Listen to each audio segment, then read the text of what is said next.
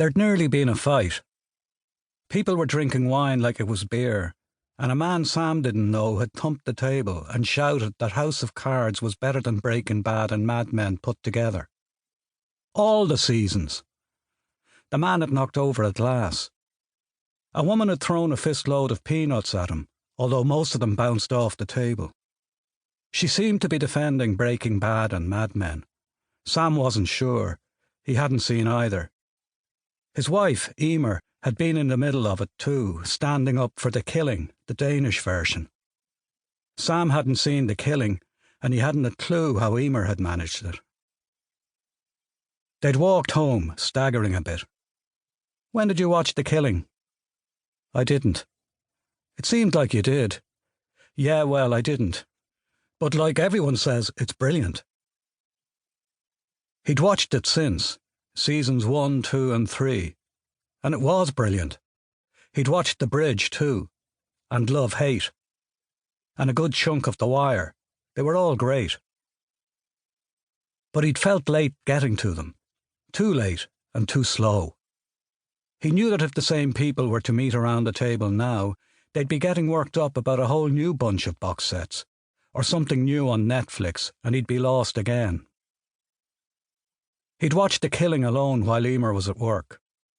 He'd watched most of season 1 in a day. It was mesmerising. He'd been going to buy Emer one of the striped jumpers the detective Sarah Lund wore. But he'd done a search. €310 for a genuine one from the Faroe Islands. There was no way he was spending that kind of money. Not now. He didn't have a job. That still felt like a smack 3 months later.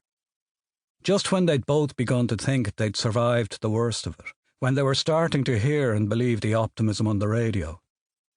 "We're seeing light at the end of the tunnel. This is great news for Ireland, Inc." He'd been called in for a chat. He'd started sending out the CVs the day after he came home jobless. He'd signed up with an agency.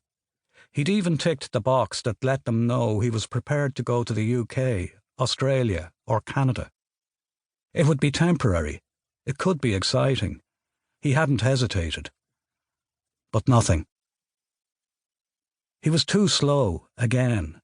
Too late. One of the banks was advertising mortgages for people who were thinking of coming back home to Ireland from the UK, Australia, and Canada. They'd be fine. Emer said it, and they said it together. They touched glasses and smiled. They'd tighten the belts just a bit. They'd renegotiate the mortgage, but only when they had to. They'd stretch the 6 remaining years to 12 or 15. "We'll drink less." "No way." They laughed. She patted the dog on her lap. "And we'll feed you a bit less, Chester," she said, "'cause you're a fat little fucker, aren't you?" He wasn't fat, the dog. Neither was Sam.